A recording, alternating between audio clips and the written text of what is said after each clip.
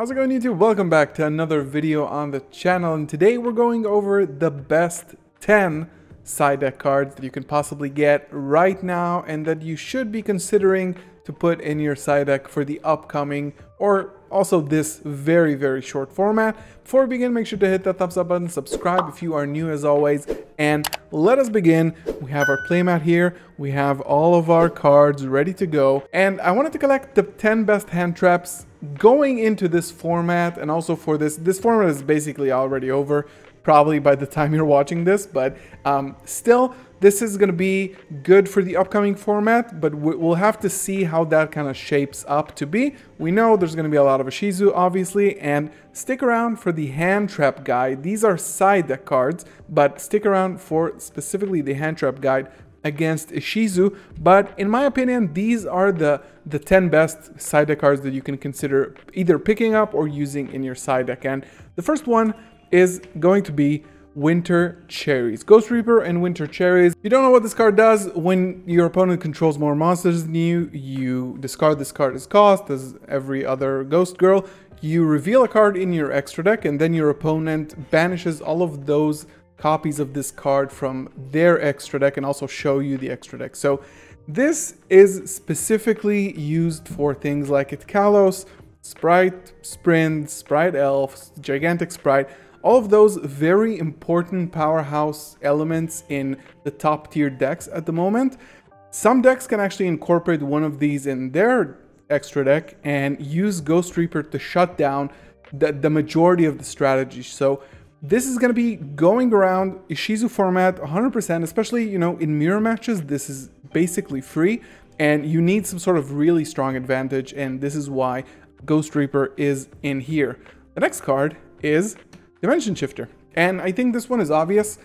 Not all of the decks can actually run this card successfully. However, you can afford to take some sort of hit on your graveyard if you're playing things like Sprite or Despia, stuff like that. Especially if you're playing things like Floowandereeze, that's easy.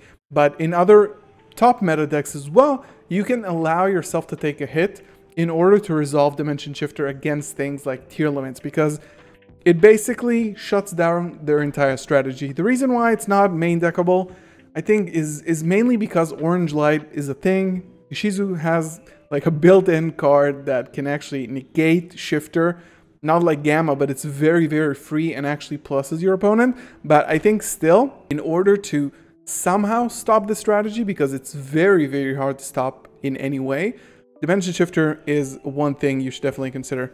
The next card is the Winged Dragon of Ra, Sphere Mode, and I'm gonna put this together with Lava Golem. So consider both of these if you have only one. They're both basically almost the same thing, except that Lava Golem puts a big body on the board, but it requires only 2 tribute.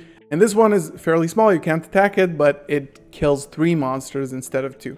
So I think removal in the next format is going to be very important. If your deck is normal summon reliant, this is probably not the side deck for you.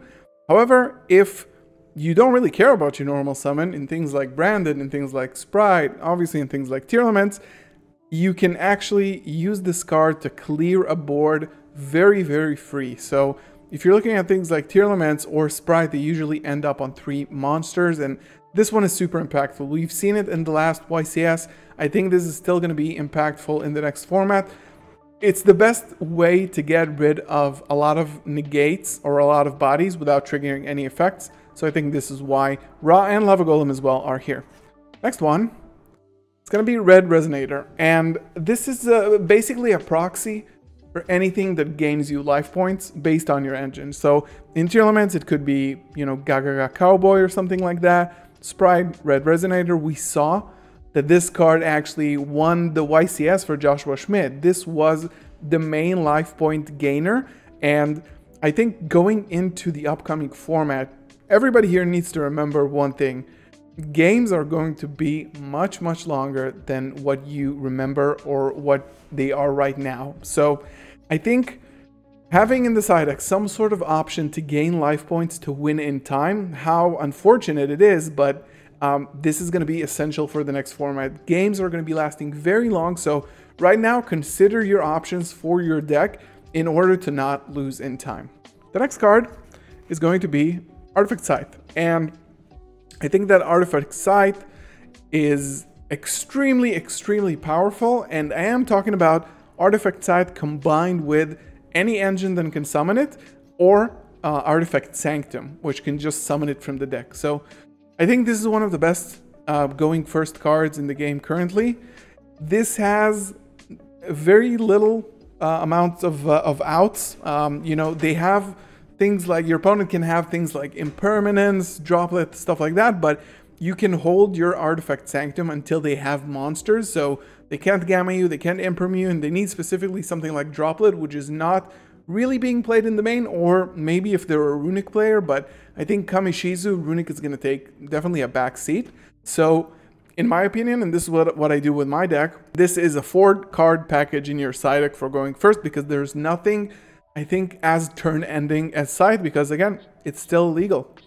The next card, number 6, we have Zombie World. And Zombie World, paired together with something like Necroworld Banshee, I think is an extremely important and powerful card in the next format. So, if you don't know, 2 Elements monsters require Aqua monsters as material. The fusion monsters require Aqua monsters in order to bring out. So, what Zombie World does is it changes everything on the field and in the graveyards to zombie type, and essentially, if your opponent has this on their field, they can't actually summon, even bring out the Tier Elements fusions and even trigger the field spell, because their monsters are zombie type in the graveyard, so they can't even attempt to use them for fusion. So if you have a reliable way to bring this out, for example, Branded Fusion, sending Necroworld Banshee, banishing it, bringing out Zombie World, this is a great way to play around Tier Elements with not a lot of resources at all.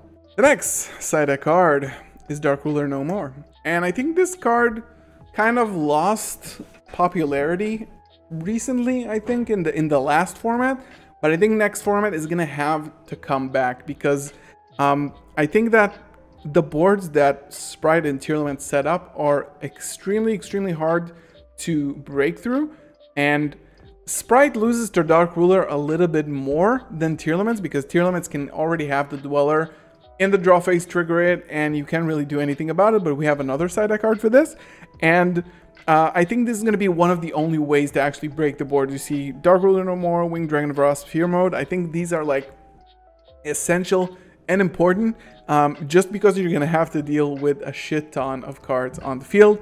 And the next card we have here, similar to Dark Ruler No More, is Forbidden Droplet. And I think that this might not be a mainable card, but it is 100% something that I would be very scared to not play in my side deck. So there's a few reasons for that. Reason number one is one that we mentioned in the previous card in Dark Ruler No More, is quick effects that can activate in the draw phase, like Abyss Dweller. So this is one way to actually get rid of that effect in the draw phase, because this is a quick play.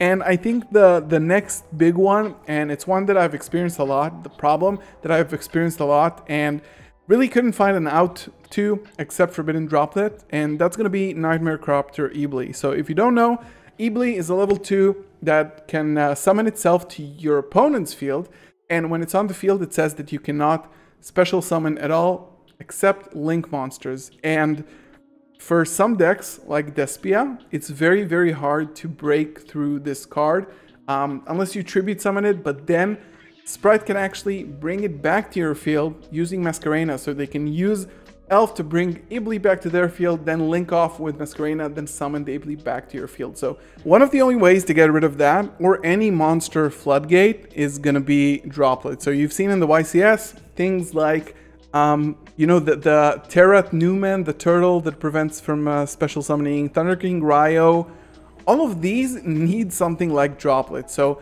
because people are actually playing that a lot, I think the Droplet is very crucial in the next format. And the next card is going to be Cosmic Cyclone. I think not a lot to say about that, but I think this is the best removal for spell and traps at the moment. I think you should have at least 2 in your side deck. Mystic Mine is still 100% legal at 3, so this is going to be an issue. And if you don't have a main deck out, you need a side deck out as well.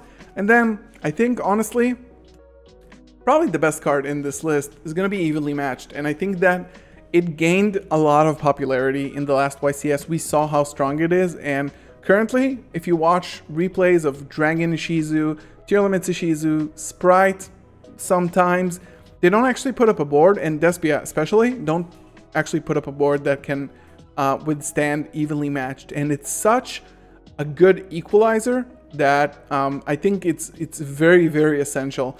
Not a lot of people right now end on Omni Negates or Spell Trap Negates. It's mostly control based, mill based, monster negate based, but not a lot of cards currently can actually stop evenly matched. So I think this is something that has been in my side deck for a long time, and definitely not coming out this format as well. So yeah, I really hope you enjoyed this little side deck guide. These are my top 10 picks for your side decks. Leave it down in the comments below if you have other ideas or other tech cards you are currently using or going to be using in the next format in your side deck. Make sure to hit the thumbs up button, subscribe if you are new. Thank you so much for watching. Hope you enjoyed this one. See you in the next one.